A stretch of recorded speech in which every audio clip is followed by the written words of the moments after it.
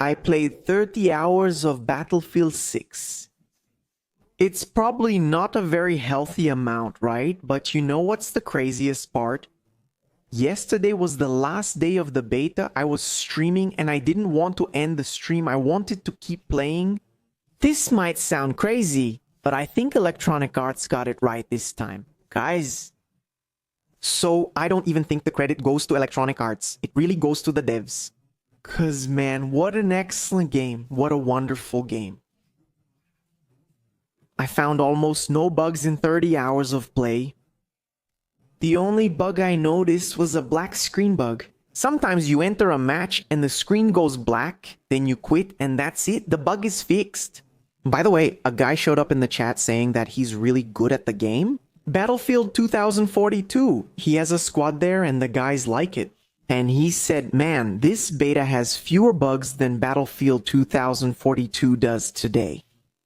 After years and years of development on 2042, this beta has fewer bugs. So I decided to bring this video here to talk a little about my experience playing the beta, what I'm expecting from the game, what I think will happen with Call of Duty, and everything else. I'm kindly going to ask for your like. It's a video you guys really enjoy, which is just chatting. And the gameplay is running in the background. I have some complaints about the game's design and a few concerns here, guys. But overall, my impression of the game has been extremely positive. If I had to give this beta a score, I'd give it a 9. The gameplay feeling really reminds me a lot of Battlefield 3. For those who played back then, Battlefield 3 was a fast game with fast movement, fast time to kill, and small maps. Operación Metro. Do you remember that frantic vibe of Battlefield 3? I'm really feeling it now in Battlefield 6. I mentioned this in another video, right? But like, the technical part of the game is excellent. The graphics are amazing. You're watching the gameplay, but everything is on low. The graphics, the game's sound is wonderful. The sound of the weapons is really good. The sound of the headshot, the sound of the hit marks. This is a game that doesn't really punish you that much with the sound of footsteps, right? In Call of Duty, the sound of footsteps is really loud and we got used to that. That's good and that's bad. It has two sides to it, right? It's good because you're always prepared, but it's bad because it breaks some gameplay styles. For example, people who like to play by flanking, sneaking around the guys, catching them from behind. You can't do that in Call of Duty nowadays, guys. Why? Because the footsteps are super loud, so the louder the footsteps, the less you can do that flanking thing. That's not happening in Battlefield. You can hear a guy running when he's really close to you, but you can't hear a guy running 50 meters away. Just like it is in Call of Duty, I really like that because my gameplay style in Battlefield has always been flanking in Call of Duty too. But I kind of changed it because it became unfeasible. So I'm managing quite a lot. Get these gameplays where you outsmart the guys. You'll notice it in the background gameplay. I'm always circling around, just circling repeatedly. Why? Because you catch them off guard? So what's funny? I'm posting the plays on Reels, on YouTube, and the guys are commenting, they're doing 2-box, right? And what about this bot lobby? Oh, for God's sake, guys, don't do this to me, man. You're not stupid, dude. What 2 boxes, my man? Are there 2 boxes in Battlefield, man? What kind of trip is this, dude? Battlefield? There's not even skill-based matchmaking, guys. Guess what? There are bad players in the game. You're playing a match, you run into a good player, you run into an average player, you run into a bad player. Wow, the Call of Duty guys already lost it, right? No way this is happening, and people are commenting like this. Wow, and this BOTLOB guy, man, come on. By the way, that's another really good point about this game. Guys, there's no skill-based matchmaking, or if there is, that's a controversial topic. The devs said they'd add something there, but it would be about the same level as Battlefield 2042. Bro, if there is skill-based matchmaking, it's such a weak skill-based matchmaking, so weak that you can't even feel any difference, you know? And man, the feeling of playing a game and not having to go all out all the time, man, that's really good. That's something I got unused to, honestly. I really got unused to it. Call of Duty has skill-based matchmaking so strong, but so strong that it sucked all the fun out of the game. Man, you're not playing for fun anymore. You're playing $1 million tournament all the time, man. You don't get a break anymore. So, playing a game where skill-based matchmaking is really weak, almost non-existent, is a wonderful feeling. Guys, what if I take myself back? Back then, when video games were fun, back in 2010, 2011, 2012, you just opened the game and played. That was it, you know? You didn't have to compete with someone else to see who was better. You didn't have to go through all that struggle. And I really had that feeling playing Battlefield 6 now. I think that's one of the main reasons I'm really enjoying the game. That's it, guys. You don't know what's gonna happen in the match. You're in a match with a good guy, I don't know. There could be a good guy, there could be a bad guy. Sometimes you get totally crushed. You get crushed like 100% crushed. Then in the next match, you get crushed again. I still had a lot of fun, even while losing. Why? Because it's not predictable. I'm terrified of Call of Duty's multiplayer these days, because it's 100% an algorithm. Can you predict what's going to happen in the match before you play? You get crushed and you say, next match, oh, I'm going to get some bad players, I'm going to crush everyone. Then you go and crush those guys and you say, uh-oh, now things got complicated. I'm heading to the tournament, playing 3 matches, then returning to the bot lobby. You play an online game where you already know if you're going to lose or if you're going to win. I don't find that fun, guys. The reason I stopped playing Call of Duty multiplayer was just that. Just that. It's the excessive skill-based matchmaking I quit multiplayer. I can't handle it, but I'm coming back to Battlefield, right? Wonderful skill-based matchmaking, wonderful game sound, wonderful graphics. The feeling of the weapons, guys, the sensation of picking up a weapon and shooting with it. No kidding. It's on the level of Infinity Ward's CODs. Remember Modern Warfare 2019 when you picked up weapons and fired like this? And it felt really good. It's kind of like that, guys. It feels really good, man. All the weapons I played with felt really good. The feeling of using them. And another thing, this game has no meta. People keep coming to my stream asking, what's the meta? What's the meta? Guys, you're free, break free from the meta. There is no meta. At most, there might be a weapon that's a little better than another, but guess what? The other one's good too, guys. All the weapons I played with were usable. They were good. Good assault rifle, good submachine gun, good sniper, good shotgun. You can play however you want, my man. That's wonderful. That's something I really wanted to happen in Call of Duty, and unfortunately, they don't do that. I don't know why, since the game is much more fun with a variety of weapons. What's funny is Battlefield has always been this way. Battlefield has always had a very large range of weapons. Most of them are good. Some weapons are a bit worse and some are better. But it's not like that, not that kind of disparity. Like we have in Call of Duty. In Call of Duty, if there's a meta weapon, automatically all the other weapons become trash compared to that one. Not here, guys. Here, if there's a weapon that's really good, the other one is right behind it. Look, you can still compete using other weapons, right? That gives the game longevity. Why? You aren't limited to one weapon. If you get bored, you can switch. You say, no, I'll play with this one. You play with the other. You can handle it and play well. You say, no, I'm tired now. I'll play with this one. You go play with the other. So the game is perfect and wonderful. No, wait, I'm talking about the positive points here. First, I'm hyped, but the game does have its flaws. Yes. Some things I think they are in need of a certain change. First, yes, you who play as a grenadier, stop that, man. That fire grenadier thing, man, that's so annoying, dude. I really hope it gets a nerf. The shotgun. Unfortunately, I'm a shotgun guy, okay?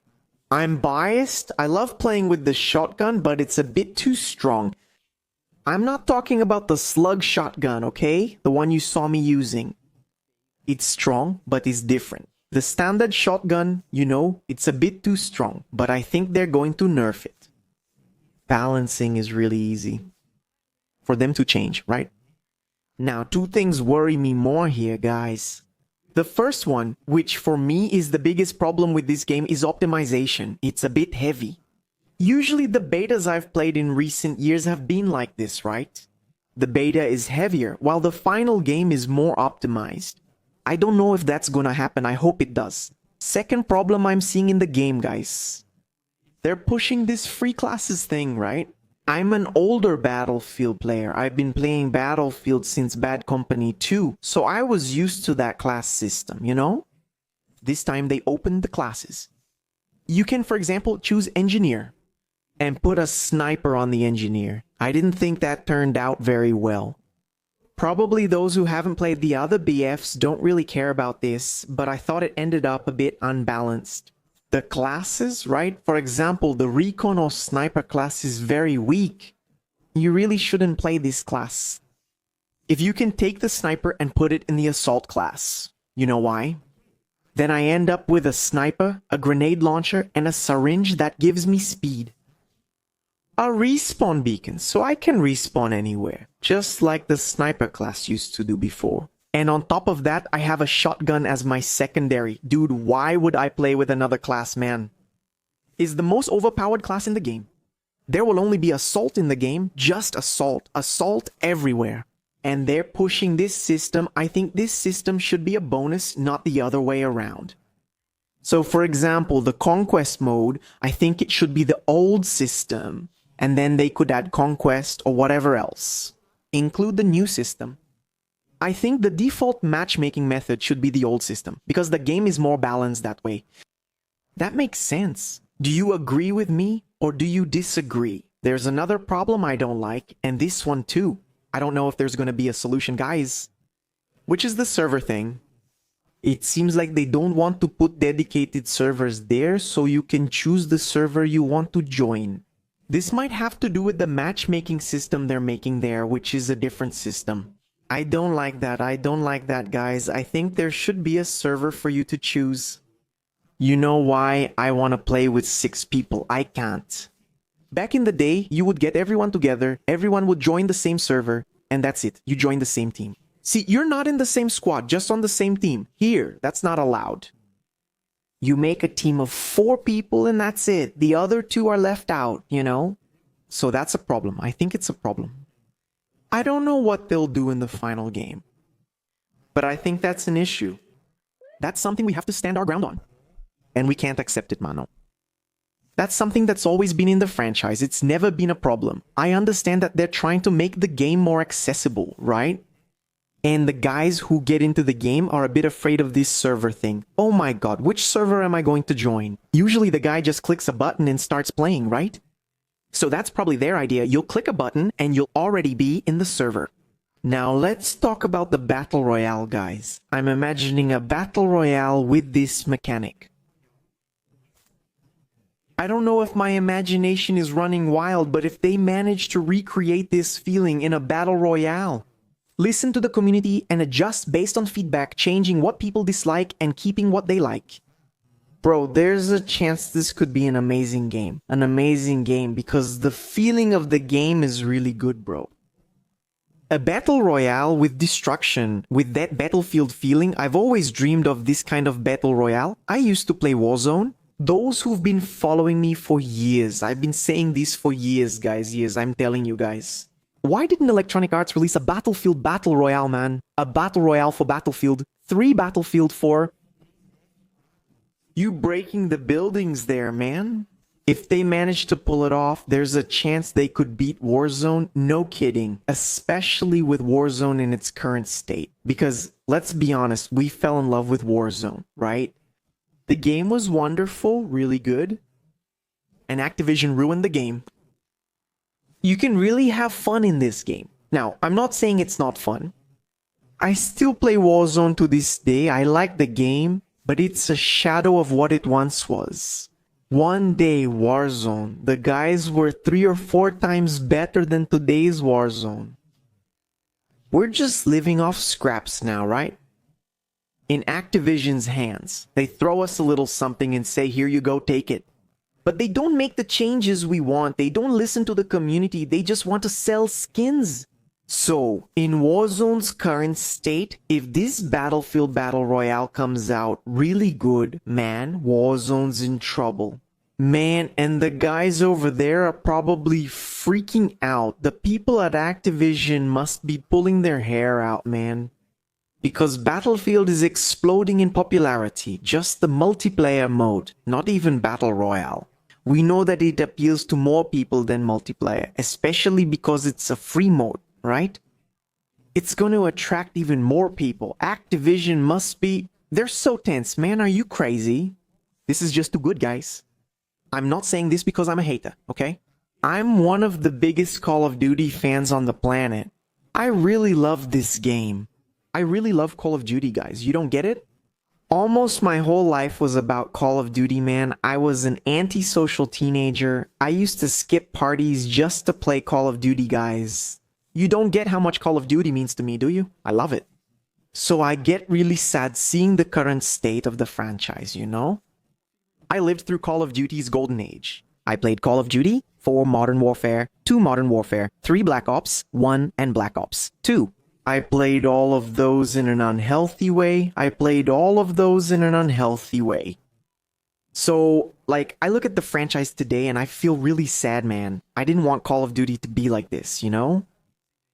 I wanted Call of Duty to be doing well, to be fun, to be listening to the community, you know? And it seems like Activision is just going backwards these days, right? So, like, I'm really happy with Battlefield's success.